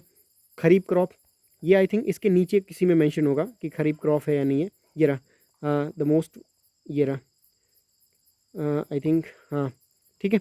ये यहाँ से निकल जाता। फिर तुम्हारा तीसरा स्टेटमेंट था कि सम ट्राइबल, और यहीं पे बोल रखा है, और पहली बात में सम ट्राइबल, एक बंदा भी अगर ट्राइबल इसको कल्टीवेट कर रहा है ना, तब इनका क्वेश्चन गलत हो जाएगा, ठीक है। तो जनरली होता है, जैसे मान लो पूछ ले कि सम पीपल इन, मान लो कि दिल्ली में तो नहीं, जनरली हरियाणा में, कि वो बाजरा उगाते हैं, ठीक है, उगाते होंगे, या J&K में कि बाजरा उगाते हैं, माइट भी उगाते होंगे, एक बंदा ही उगाता होगा ना, तो वो कंफर्म करना बहुत मुश्किल हो जाता है, ठीक है। गॉट दैट, इजी क्वेश्चन था। यहाँ से आराम से वो पूरा आर्टिकल अगर आप पढ़ते तो आपको ब्रॉडली समझ में आ जाता कि यार जनरली ये क्या है, ठीक है। ये खरीफ क्रॉप का ही बोल रहा है, तो खरीफ क्रॉप वाला भी निकल जाता, तुम्हारा नाइजर सीड्स का भी निकल जाता, और सम ट्राइबल वाला अपने लॉजिक से निकल जाता, ठीक है। ये थोड़ा सा टफ क्वेश्चन था। अगर आपका इंटेंजिबल और टेंजिबल इन्वेस्टमेंट में अगर कमांड होती तब इसको क्वेश्चन को निकाल सकते थे, बट आई वुड से दिस क्वेश्चन वॉज टफ, ठीक है। उसके बाद आओ, ये फाइनेंस कमीशन का है, कॉन्स्टिट्यूशनल बॉडी का है, कैग का पूछ सकता है वो कभी भी, इलेक्शन कमीशन का उन्होंने पूछा हुआ है, ठीक है। दिस इज हाउ मेंस का syllabus is important for the pre, ठीक है। ये क्वेश्चन बहुत स्पेसिफिक है और बहुत रैंडम क्वेश्चन है, नहीं कर सकते थे एग्जाम में, छोड़ सकते हो, ठीक है। ये सबसे इजी क्वेश्चन है, आई थिंक लक्ष्मीकांत का क्वेश्चन है, आराम से हो जाता। इसी क्वेश्चन के बेसिस पे इस बार उन्होंने आर्टिकल 21 को मेंस में पूछा है, ठीक है। तो प्री का नॉलेज मेंस में भी काम आता है, ठीक है। डिट्टो PYQ 20 और 21 में 2 बार पूछे, ठीक है। ये क्वेश्चन है आई थिंक, ये हाँ, ये क्वेश्चन आई थिंक, हाँ प्रिजन वाला उन्होंने 2021 में पूछा था कि prison are under the state list, तो आपकी ड्यूटी बनती थी, आप एक बार जाके चेक करते थे। बट स्टिल इस बार प्रिजन और न्यूज़ में था, क्योंकि मॉडल एक्ट सेंटर ने वो एक बनाया है model act kind of, state को अडॉप्ट करने के लिए। तो अगर तुम थोड़ा सा इसका ध्यान रखते तो तुम्हारा PYQ से आराम से हो जाता। ईजी क्वेश्चन है, पॉलिटिका आराम से निकल जाता लक्ष्मीकांत से, ठीक है। लक्ष्मीकांत का डिटो क्वेश्चन ईजिली निकल जाता प्रेसिडेंट का। ये क्वेश्चन आई थिंक 2013 या 14 में किसी में पूछा हुआ है कि कौन सी कॉन्स्टिट्यूशनल बॉडी है, कौन सी स्टैचुरी बॉडी है, ठीक है। तो ये क्वेश्चन वहाँ से निकल जाता आपका, सबसे ईजीएस्ट क्वेश्चन है। उसके बाद में क्वेश्चन आता है ये वाला इजी क्वेश्चन है मेंस के पर्सपेक्टिव से, बट लक्ष्मीकांत को अगर आपने कंसेप्चुअली अच्छे से पढ़ा है तब आपका आराम से निकल जाता है, ठीक है। तो ऑलमोस्ट पॉलिटी वाले सारे क्वेश्चन लक्ष्मीकांत से हैंडल हो रहे हैं। एक क्वेश्चन डिफिकल्ट था, वो आगे आएगा तब बताऊंगा। कम्युनिटी रिजर्व, ये मैंने यहाँ पे एग्जैक्टली बोला हुआ है इन्होंने कि कम्युनिटी रिजर्व क्या है, कौन बनाता है, MOU साइन होते हैं, ठीक है, जो भी है ये पूरा यहाँ पे मेंशन है अच्छे से। ये आर्टिकल है DTE का, ठीक है, प्रोटेक्टेड एरियाज़ है, ठीक है, पूरा यहाँ पे मैंने सारा डाल रखा है। इसमें आप एक बार अच्छे से जाके इसको रीड कर लेना, और आई थिंक आर्टिकल होगा, जो भी आप डाउन टू अर्थ गूगल करके ऐसे कर लेना तुम्हें मिल जाएगा, ठीक है। यहाँ पे देख रखा है, after a forest has been made into a community reserve people can't hunt there nor can they use it for the agriculture practices leave alone jhum cultivation, ठीक है। ये दोनों आर्टिकल्स आपके यहाँ से हो जाते, ये हो गया, ठीक है, ये तुम्हारा हो गया और ये हो गया, 3 हो जाता है। इस पर थोड़ा सा इशू बनता, ठीक है, नॉन टिम्बर वाला, ठीक है। तो यहाँ से 3 स्टेटमेंट हो रहे हैं। अगर तुम पूरा थोड़ा बहुत भी अगर गूगल करके और कम्युनिटी रिजर्व का पढ़ते तो तुम्हारा 3rd स्टेटमेंट भी पॉसिबिलिटी होती कि निकल जाता, बट एटलीस्ट 3 स्टेटमेंट इस आर्टिकल से निकल रहे हैं। डाउन टू अर्थ का आर्टिकल है और आई थिंक 2022 का ही है, ठीक है, मतलब एंड का। 5th शेड्यूल और 6th शेड्यूल, देखो कोई भी चीज़ कर रहे हो ना उसको होलिस्टिकली करो, don't just restrict your self to just 5th schedule की ये क्या है, नहीं, उसको अच्छे से पढ़ो कि वो क्या है, उसमें क्या क्या फीचर्स हैं। कल को वो लोग 6th शेड्यूल में वो पूछ सकते हैं कि जो ऑटोनॉमस काउंसिल, जो ऑटोनॉमस डिस्ट्रिक्ट वगैरह बनते हैं उसमें जो काउंसिल बनती है उसके कितने मेंबर होते हैं, कितने इलेक्टेड होते हैं, कितने नॉमिनेटेड होते हैं, तो वो तुम्हें सब प्रिपेयर करके जाना है, ठीक है। गॉट दैट, इजी क्वेश्चन है। कितनी बार हमने बोला डिफाइन वाला कि डिफाइन कुछ भी नहीं है, ठीक है। और एफिशिएंसी ऑफ दी एडमिनिस्ट्रेशन, ये तो बिल्कुल डिफाइन नहीं होगा, सबसे ईजी क्वेश्चन है, देखते ही बिल्कुल हटा दो, ठीक है। धन्य कटका, ये तुम्हारी NCERT है, ठीक है, धन्य कटका, ठीक है, थीम 1 है, 12th वाली है, गॉट दैट, ठीक है। ये सबसे थोड़ा सा ये था कि कंसेप्ट ऑफ बुद्धिज्म, मैंने एक लास्ट ईयर जब क्वेश्चन डिस्कस कर रहा था तो उसका डिस्कस किया था, एकता प्रणाली वाला, कि कोई भी चीज़ हिस्ट्री में ओरिजिन एक किसी पर्टिकुलर साम्राज्य से एस्टेब्लिश करने बहुत मुश्किल होता है, ठीक है। यहाँ पे देखो तुम, ये वही NCERT है 12th वाली है कि the tradition of erecting stupas may have been pre Buddhist, ठीक है, but they came to be associated, मतलब पहले का हो सकता है लेकिन एसोसिएशन उनका उसी के साथ था, गॉट इट, ठीक है। ये हो जाता स्तूपा वो जनरली रेपोजिटरी ऑफ रिलिक्स, ये भी यहाँ से मिल जाता तुम्हें कि रिलिक्स वगैरह है इसी पर्टिकुलर उसमें आर्टिकल में, मतलब जो पेज है उसका अपना NCERT का, उसमें मिल जाता स्तूपावास। ये बिल्कुल मतलब बेसिक चीज़ें, बस पहले स्टेटमेंट में फंसते तो वो यहाँ से क्लियर हो जाता। ये स्टेटमेंट कब सही होता, जब तुमने NCERT कम से कम 4-5 बार पढ़ी होती, ठीक है, गॉट दैट। ये हो जाता। पोर्ट्स है, ये मैंने पिछले जो मेंटरशिप प्रोग्राम है उसमें डाला हुआ है, ठीक है, करके कोर का ही तुम्हें यहाँ से मिल जाता। तुम्हारा ये मुजरिस और तुम्हारा ये पूमपुआर जो पुअर है, तीनों पोर्ट्स हैं, तीनों का मिल जाता, एक भी याद होता तब भी तुम्हारा क्वेश्चन निकल जाता, ठीक है, ईजी है। ये मैंने पूरी एक लिस्ट कंपाइल करके डाली थी कौन कौन से पोर्ट्स वगैरह है जो इंपॉर्टेंट है, और ये आई थिंक सबसे ईजीएस्ट क्वेश्चन था, हो जाता, ठीक है। ये NCERT के RS शर्मा में है, वाता की रिचुअल जो भी है, इसको एक बारी मैं मेरे फ्रेंड ने बोला था कि भाई RS शर्मा में उसका ये क्वेश्चन सही हुआ था, ठीक है। तो एक बारी जब वो कंफर्म करेगा तो मैं आपको जो भी इसका पर्टिकुलर सोर्स था वो मैं ग्रुप पे डाल दूंगा, ठीक है। ये ल्यूसेंट से था, एग्जैक्ट क्वेश्चन है, और मतलब ऑफन रिपीटेड क्वेश्चन है, वही पूछ रहे हैं कि कब जो ट्रांजिशनल पीरियड है ना, मतलब किसी भी बड़े एम्पायर का, गुप्ता के बाद में कौन से थे, मौर्य के बाद में पोस्ट मौर्यन कौन थे, ठीक है, ट्रांजिशनल पीरियड का पूछते हैं। और ये एक मोर ऑफ ए जो 750 वाला था, मतलब इन्होंने अर्ली 18th सेंचुरी का बोला है, ठीक है। तो अर्ली 18th सेंचुरी में, 8th सेंचुरी में सॉरी, जो भी थे उनका जनरली तुम्हें पता होना चाहिए, 7th 8th 9th 10th इन सब का ब्रॉडली कि ये कब थे। और जब तुम यादव पिछली बार पूछे थे, यादवाज ऑफ आई थिंक एक उनका नाम अभी मेरे को काफ़ी टाइम हुआ तो पढ़े, उनका नाम नहीं याद आ रहा है, तो जहाँ के यादवा थे उनका एक ऑप्शन में था, काकादिया किंगडम पूछा हुआ, होयसाला का पूछा हुआ, गढ़वाला थोड़ा सा नया था, बट तीनों के बेसिस पे तुम निकाल सकते हो कि ये यहाँ के नहीं थे, ठीक है। मेंस का टॉपिक है लिटरेचर, तो लिटरेचर में स्पेसिफिकली बुद्धिज्म और जैनिज्म, पिछली साल भी एक क्वेश्चन आया था, और जितने भी लिटरेचर है ना बुद्धिज्म और जैनिज्म के, सबको रट लो, ठीक है, सब सारे वहीं से क्लियर हो जाएंगे। मेंस का टॉपिक है, बाकी किसी स्टैंडर्ड सोर्स में NCERT वगैरह में कोई एक आध मिल सकता है, जैसे मिलिंड पनाओ ये मिल सकता है तुम्हें ल्यूसेंट में, और आई थिंक ये नित्य वाका वाला है, ये ल्यूसेंट में मिल सकता है, ये ल्यूसेंट में मिल जाएगा, हमीरा महाकाव्य शायद ल्यूसेंट में मिले ना मिले, इसका मेरे को एग्जैक्ट पता नहीं, बट ये तीनों मिल जाएंगे। लेकिन इसका मैं आई वुड से कि आप मेंस का टॉपिक जो लिटरेचर है उसको, लिटरेचर को अच्छे से पढ़ो, तीनों लिटरेचर, ये अपना बुद्धिस्ट, जैनिज्म, और ये तुम पढ़ो अपना संगम लिटरेचर, ठीक है। ये सबसे इजी क्वेश्चन था इस बार, बुद्धिज्म एंड जैनिज्म के 4 से 5 क्वेश्चन आए एक ही टॉपिक से। अगर तुमने इस पर्टिकुलर टॉपिक को अच्छे से किया होता ना तो तुम्हें 10 नंबर दे देता, ठीक है। विजयनगर ऑफन रिपीटेड NCERT से मिल जाएगा। ये क्वेश्चन डिफिकल्ट था, मतलब उस मोमेंट में डिफिकल्ट था क्योंकि इतनी चीज़ें रिकॉल करना है, यहाँ पे थोड़ा ये थोड़ा कॉम्प्लेक्स चैप्टर है तो वहाँ पे थोड़ा सा डिफिकल्ट हो जाता, ठीक है। नहीं निकलता मतलब वहाँ पे। वेरी इजी क्वेश्चन, लक्ष्मीकांत से मिल जाएगा। इनकी मैंने स्क्रीनशॉट यहाँ पे क्यों नहीं डाली, क्योंकि बेसिक क्वेश्चन है, ठीक है, हो जाएगा। ये डिफिकल्ट था, इसमें मैंने लास्ट वीडियो में बोला था ये चारों क्वेश्चन डिफिकल्ट थे, तो मैंने इनका क्या किया था कि चारों में 4 ऑप्शन थे, ये और 2 वो स्पोर्ट्स वाले, उन सबको क्लब करके सब में बी डाल दिया कि ओनली 2, और फॉर्चुनेटली उसमें 3 सही थे, मतलब मेरे को 5 पॉइंट समथिंग कुछ मार्क्स मिल गए, ठीक है। Got that. Carbon fibres can not be used, extreme word है, निकल जाता है आराम से लॉजिक से, ठीक है। ये क्वेश्चन डिफिकल्ट है और रैंडम क्वेश्चन है, मतलब इस टाइप के क्वेश्चन अगर आप छोड़ोगे तो ठीक है, मतलब इट्स योर ओन, मतलब वो है अपना कि तुम बचोगे, मतलब मैंने आई थिंक इसका कुछ किया होगा उस टाइम में जो भी आया, बट ये क्वेश्चन गलत ही हुआ होगा मोस्ट प्रोबेबली, क्योंकि इतना एग्जैक्ट मेरे को ना तो टेक्नोलॉजी पता है, ना तो वो जो इनके एप्लीकेशन है वो पता है, तो इन क्वेश्चन को छोड़ सकते हो, ठीक है। ये है जैसे वो अपना ओरिंगटन वाला था, अपना वेगल डांस वाला था, उन क्वेश्चन को छोड़ सकते हो। गॉट इट, ठीक है। ये क्वेश्चन बिल्कुल उल्टे हैं, ये तुमने नाइट्रोजन साइकिल पढ़ी होती तब तुम्हारा क्वेश्चन निकल जाता, बेसिक एनवायरनमेंट का क्वेश्चन है, और ये है कि इंक्रीज़ करता है, फॉस्फोरस को इंक्रीज़ क्यों करेगा, डिक्रीज़ करेगा ना बायो फिल्टर से, ठीक है, तो तुम्हारा आराम से ये क्वेश्चन निकल जाता। मीडियम है, थोड़ा बहुत लॉजिक लगाते, थोड़ा बहुत काम माइंड से सोचते ना, तभी निकलता। Calmness is the most important one, जो अपन GS4 में इमोशनल इंटेलिजेंस ही पढ़ते हैं ना, मुझे लगता है कि वो तुम्हारा पहले पेपर में ही चेक हो जाता है प्रीलिम्स में। अगर तुम अपने इमोशनल को कंट्रोल कर पाए, इमोशनल स्टेट को, तो तुम प्री निकाल दोगे, नहीं कर पाए तो तुम डूब जाओगे, ठीक है। तो तुम्हारे लिए the most important thing is controlling your anxiety, controlling your fears, controlling your emotions, ठीक है। Got that. ये बहुत डिफिकल्ट क्वेश्चन था, छोड़ सकते हो अगर नहीं आता तो, ठीक है। बहुत बार पूछा है, PYQ आई थिंक 2-3 बार पूछ चुका है, मेंस में भी पूछ चुका है, तो बेसिक क्वेश्चन है, तुम्हारा होना चाहिए, ठीक है। ये PYQ है, ये CAPF का क्वेश्चन है 2022 का, और अगर तुम मेंस में देखोगे डिफेंस टेक्नोलॉजी तो तुम्हें पढ़ के जाना है, क्यों, क्योंकि लास्ट ईयर उन्होंने 2021 में S400 पूछा था, ठीक है। उससे पहले भी जैसे अष्टाधानी पूछा है, तो उनका एक टॉपिक है, जो भी ये न्यूज़ में ना डिफेंस वाली टेक्नोलॉजीज़ वगैरह क्या क्या चेंजेस हो रहे हैं, वो आपको पढ़ के जाने हैं अच्छे से, और ये ईजी क्वेश्चन था, आराम से निकल सकता था, ठीक है। ये एक्सट्रीम था, और ये दोनों बहुत ईजी क्वेश्चन है, मतलब first and second statement easy है, थर्ड स्टेटमेंट एक्सट्रीम से निकल जाता, ईजी था, ठीक है। इसमें जनरली हमने ये बोला था कि जनरली चीज़ें इस टाइप के क्वेश्चंस में जनरली सही होती हैं, तुम तीनों मार के आते हैं तो तुम्हारा निकल जाता है। कुछ क्वेश्चन लॉजिक से होंगे, कुछ क्वेश्चन नॉलेज से होंगे, और कुछ क्वेश्चन तुम्हारा शार्पनेस, जो तुम्हारा लॉजिकल माइंडसेट है उससे होंगे, ठीक है। ये क्वेश्चन आई थिंक अफगानिस्तान पूछा था लास्ट ईयर, तो तुम थोड़ा सा आइडिया लगाते तो तुम्हारा हो जाता, कैन बी प्रिडिक्टेड इजीली। और जब वर्ल्ड की ज्योग्राफी कर रहे हो ना, जैसे अभी कर रहे हो, मान लो आपको कल को प्री देना है, तो आप किन को करो, जो अफ्रीका के न्यूज़ में है, जैसे सूडान पूछ सकता है, सोमालिया पूछ सकता है, ठीक है, इन टॉपिक्स को, जो इन हॉट कंट्रीज़ को, जो टर्की का पूछ सकता है, टर्की का पूछा हुआ आई थिंक कि टर्की किस सीज़ के अंदर है, 2013 के क्वेश्चन में कि किस सीज़ के बीच में है, टर्की पूछा हुआ, फिर अफगानिस्तान पूछा हुआ, इस बार उन्होंने ये पूछ लिया यूक्रेन। एंड फॉर्चुनेटली मैंने एक दिन पहले ही लास्ट टाइम वीडियो में बताया होगा मैंने कि मेरे फ्रेंड को यही क्वेश्चन दिया था कि भाई वो बताओ, एंड हाउ, मतलब इस क्वेश्चन को देखते ही ऐसा लगा ना, अरे ये तो अपना क्वेश्चन आ गया, मतलब, ठीक है।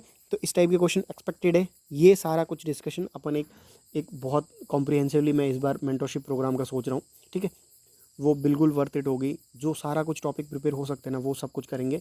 एंड आई लिटरली मतलब वांट कि जो लोग भी मेंटरशिप में ऐड हो रहे हो ना, उनमें से सारे के सारे निकले, मतलब बस निकलेंगे कब, जब तुम्हारा लॉजिकल माइंडसेट प्रिपेयर हो जाएगा, ठीक है। ये NCERT का इजी क्वेश्चन निकल जाता। ये तुम्हारा PYQ है, ये फर्स्ट लाइन, ठीक है, फर्स्ट लाइन एग्जैक्ट PYQ 2013 या 14 में। मैंने वो स्क्रीनशॉट नहीं डाले, क्योंकि एक बार आप कंफर्म कर लेना, ये एग्जैक्टली वहीं पे है, ठीक है। और बेसिक NCERT का अगर तुम करते तब भी हो जाता। ये बेसिक NCERT का क्वेश्चन है, आराम से निकल जाता। ये आई थिंक 12th वाली NCERT फर्स्ट चैप्टर, ये फर्स्ट या सेकंड चैप्टर है, उसमें निकल जाता आराम से, ठीक है। नन नन नन एक्सट्रीम है, ये अपना लॉजिक से निकल जाता। ये क्वेश्चन करंट का है, नहीं निकलता, मतलब वहाँ पे अगर तुमने 2019-20 में कहीं न्यूज़ में था तो मुश्किल था निकलना, अगर तुमने पढ़ा है तो ठीक है, नहीं तो मुश्किल निकल रहा था, ठीक है। ये क्वेश्चन देखो, जब भी क्वेश्चन ऐसे क्वेश्चन आए ना PYQ में, तुम देखना कार्बन कैप्चर एंड सिक्वेस्ट्रेशन वाले क्वेश्चन आए थे, जनरली उनमें डी सही होता है। मतलब ये सारे कुछ लैंड्स है, देखो, finally ground basalt rocks on the farm lands extensively, हो सकता है वो लोग एब्जॉर्ब करें, मतलब मैंने इसमें डी डाला था कि ये जनरली इन्होंने 2 क्वेश्चन पूछे हुए CO2 के, ये कार्बन सिक्वेस्ट्रेशन के, तो दोनों में उन्होंने क्या डाला था PYQs में, तो PYQ तुम्हें मतलब दोनों चीज़ देंगे, तो दोनों में उन्होंने डी डाला था। डी मतलब सारे सही थे, जो भी उन्होंने ऑप्शन बनाए थे, सब में कार्बन को कैप्चर एंड सिक्वेस्टेरियन हो रहा था। तो I went with this particular logic, but हो सकता है कि वहाँ पे नहीं हो, ठीक है, इसको छोड़ भी सकते हो। ये दोनों क्वेश्चन बिट डिफिकल्ट थे। माइक्रो सैटेलाइट आई थिंक किसी लोगों ने करवाया होगा, जो भी साइंस एंड टेक्नोलॉजी पढ़ाते हैं, बट ये एरियल वाला मुझे नहीं लग रहा करवाया होगा। और ये थोड़ा वो भी है कि अगर तुम एरियल को एयर से करते तो इसमें आई थिंक दोनों में है, एयरबोर्न है और एयर वाला, ठीक है, तो थोड़ा सा डिफिकल्ट हो जाता है वहाँ पे। ये डिफिकल्ट थे, NCERT में वगैरह नहीं मिलेंगे कहीं, ठीक है। ये अमेंडमेंट हुआ था। अब देखो ये क्वेश्चन बिट डिफिकल्ट था क्योंकि इतना सारा डिटेल्स याद होना मुश्किल है। देखो तुम्हारे 85 से 90 क्वेश्चन इजी मतलब कि उनको प्रिपेयर किया जा सकता है, कुछ क्वेश्चन होते हैं उनको नहीं प्रिपेयर किया जा सकता। This is the one question, ओरिंगटन वाला क्वेश्चन, देन तुम्हारा वो क्वेश्चन अपना जो वेगल डांस वाला था, these question can't be prepared. फिर वो हाईवे वाला था, उनके जो नीचे वाले दोनों ऑप्शन थे वो थोड़ा सा डिफिकल्ट होता। ये भी क्वेश्चन उसी लाइन में थोड़ा सा डिफिकल्ट है, बट होपफुली ये क्वेश्चन सेम मेंस में आ गया। तो जो पीटी के क्वेश्चन है, जैसे ड्यू प्रोसेस ऑफ लॉ पूछा था आर्टिकल 21, इस बार आर्टिकल 21 मेंस में था, ये मेंस में था, ठीक है। तो ये भी इंपॉर्टेंट है, ये बाद में बात करेंगे। ये इजी क्वेश्चन था, आराम से हो जाता, सेंट्रल बैंक डिजिटल करेंसी वाला, ठीक है। बीटा वाला अगर तुम्हें थोड़ा सा भी शेयर मार्केट का नॉलेज होता तो हो जाता, बेसिक क्वेश्चन है, बट ये न्यूज़पेपर से होता। जो मैंने ऊपर डाला था ना न्यूज़पेपर, आप जैन से लेकर एटलीस्ट मई तक 4 महीने का न्यूज़पेपर पढ़ो, ठीक है। सब सारी मैगजीन छोड़ दो, विजन जो भी आप पढ़ रहे हो ना, देखो पढ़ो, मेरे को कोई इशू नहीं है। फिर वो होगा ना कि आपका कन्फ्यूजन होगा, हार्डली एक आध क्वेश्चन वहाँ से आता है, ठीक है। इससे बेटर है कि तुम न्यूज़पेपर पढ़ो, तुम्हारी अंडरस्टैंडिंग भी अच्छी सी होगी, ऐसे की स्किल्स भी अच्छी सी होगी, प्लस तुम्हारा कॉम्प्रिहेंशन वाला पार्ट भी अच्छे से होगा। एक सोर्स तुम्हें बहुत सारी चीज़ें दे सकता है, गॉट दैट, ठीक है। ये मेंस का टॉपिक है, अगर मेंस का थोड़ा बहुत पता होता तो आपका क्वेश्चन निकल जाता है, ठीक है। ये भी मेंस का टॉपिक है। देखो मेंस का क्यों है, क्योंकि ये टॉपिक अगर आप अच्छे से देख लो, अगर मेंस की आपको अंडरस्टैंडिंग होती ना, तभी ये दोनों क्वेश्चन निकल पाते, ठीक है। दिस इज हाउ मेंस का syllabus is important for the pre, ठीक है। डेटा है, निकल जाता आराम से, ठीक है।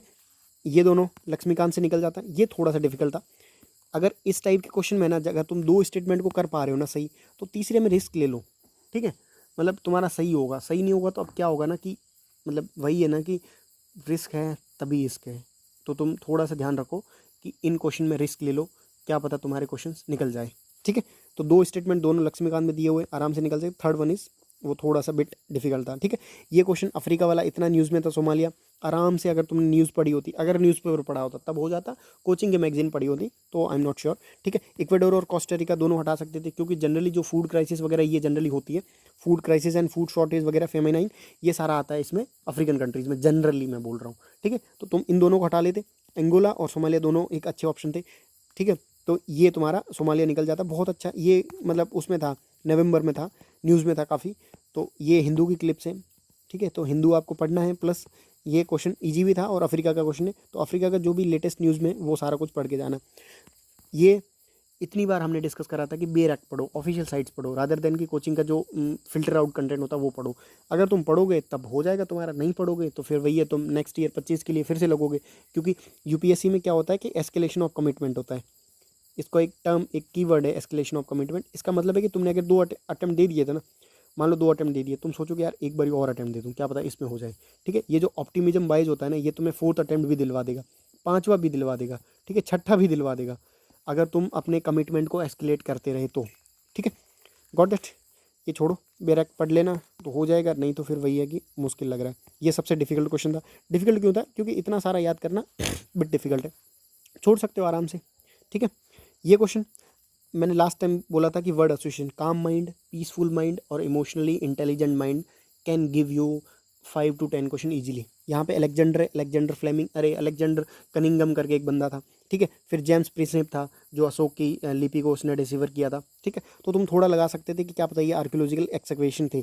और तुम सोचो कि इन चारों स्टेटमेंट में देखोगे ना, तो सबसे इंपॉर्टेंट हिस्टोरिकल पर्सपेक्टिव से ये दिखता है कि आर्कियोलॉजी के रिगार्डिंग क्वेश्चन पूछ सकता है। इनके रिगार्डिंग क्वेश्चन पूछना थोड़ा सा डिफिकल्ट है। चर्चेज का तो बिल्कुल नहीं पूछेगा, रेलवे का भी कोई ऐसा खास नहीं है, प्रेस का तुमने जनरली मेंस का टॉपिक पढ़ा होता तो ऐसे नाम नहीं है, ऐसे नाम जनरली होते हैं आर्कियोलॉजिस्ट के, ठीक है।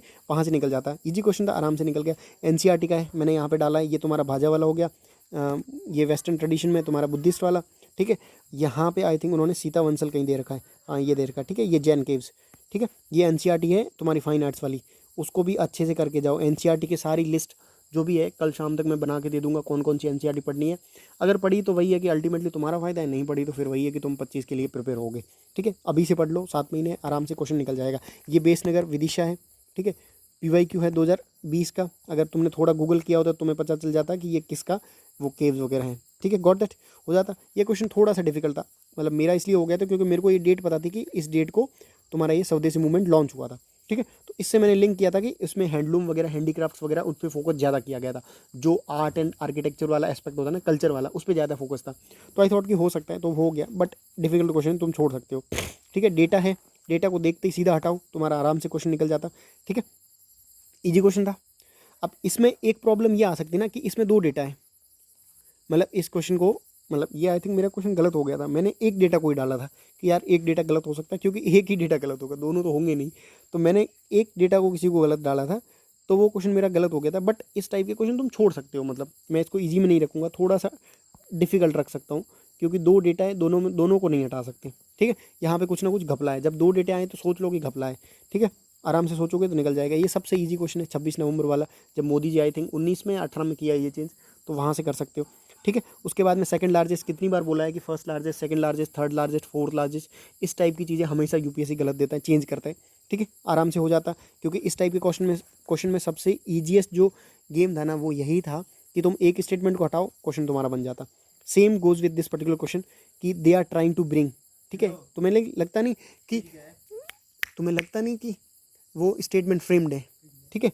तुम सोचो कि ये स्टेटमेंट कितना, दे वॉन्ट टू ट्राइंग मतलब they are trying to bring, तो इसको सोचो कि they are trying to bring मतलब कुछ ना कुछ फ्रेम है, और जनरली ऐसा कोई ऑब्जेक्टिव नहीं होता। ऑब्जेक्टिव हमेशा, जैसे क्वाड है ना, तो क्वाड का ऑब्जेक्टिव ये नहीं है कि अगर क्वेश्चन कल को ये क्वेश्चन बोले कि the aim of Quad is to, they are trying to bring, मान लो कि security, progress and the physical productivity जो भी अंडर देयर कंट्रोल, मतलब ऐसा कभी ऑब्जेक्टिव नहीं होगा। ऑफिशियल स्टेटमेंट अगर तुमने पढ़ा होता ना, तो ऐसे कभी स्टेटमेंट नहीं होता। This statement is clearly saying कि भाई हमने फ्रेम किया, गॉट इट, ठीक है। सबसे इजी क्वेश्चन था, आराम से निकल जाता, ठीक है। वही डेटा है, आराम से निकल जाता। फिर स्टेबिलिटी किसके कंटेक्स्ट में होती है, वर्ड एसोसिएशन करो, stability and growth pact. Growth and stability are in context of economy, मतलब स्टेबिलिटी मतलब तुम अपना जो भी बजट है, जो भी फाइनेंस है, जो भी तुम्हारा फिजिकल डेफिसिट वगैरह उसको कम कर रहे हो, जो बजटरी डेफिसिट है उसको कम कर रहे हो, उसके रिलेटेड होगा, तभी जाके तुम्हारी इकोनॉमी में स्टेबिलिटी आएगी, ठीक है।